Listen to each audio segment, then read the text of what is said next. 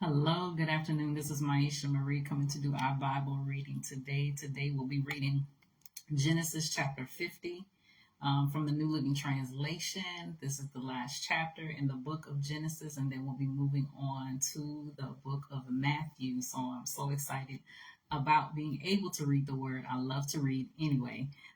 so that's helpful as a Christian and as a believer to have a love of reading, but also to be able to read the Word of God and have a love of it. So I'm going to go ahead and get started. Joseph threw himself on his father and wept over him and kissed him.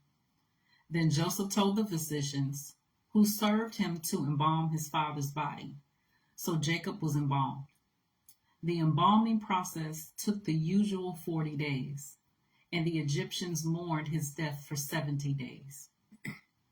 When the period of mourning was over, Joseph approached Pharaoh's advisors and said, "Please do me this favor and speak to Pharaoh on my behalf. Tell him that my father made me swear an oath. He said to me, 'Listen, I'm about to die. Take my body back to the land of Canaan and bury me in the tomb I prepared for myself. So please allow me to go and bury my father. After his burial, I will return without delay.'" Pharaoh agreed to Joseph's request. "Go and bury your father, as he made you promise," he said. So Joseph went up to bury his father. He was accompanied by all of Pharaoh's officials, all the senior members of Pharaoh's household, and all the senior officers of Egypt.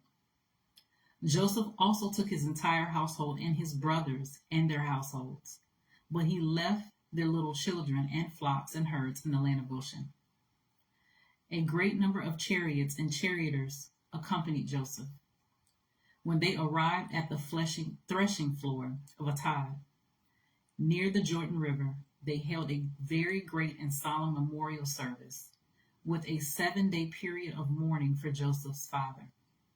The local residents, the Canaanites, watched them mourning at the threshing floor of Atad.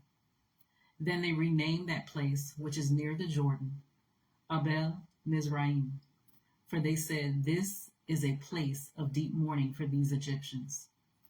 So Jacob's sons did as he had commanded them. They carried his body to the land of Canaan and buried him in the cave in the field of Machpelah, near Mamre. This is the cave that Abraham had bought as a permanent burial site from Ephron, the Hittite. After burying Jacob, Joseph returned to Egypt with his brothers and all who accompanied him to his father's burial. But now that their father was dead, Joseph's brothers became fearful. "Now Joseph will show his anger and pay us back for all the wrong we did to him," they said.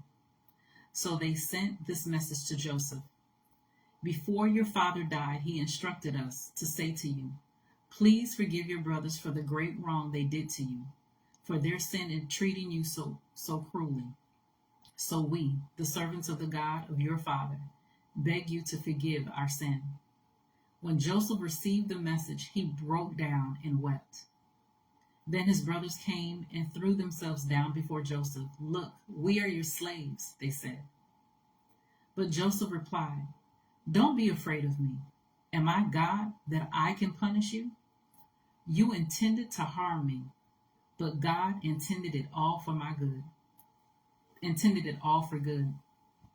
He brought me to this position so I could save the lives of many people. No, don't be afraid. I will continue to take care of you and your children." So he reassured them by speaking kindly to them.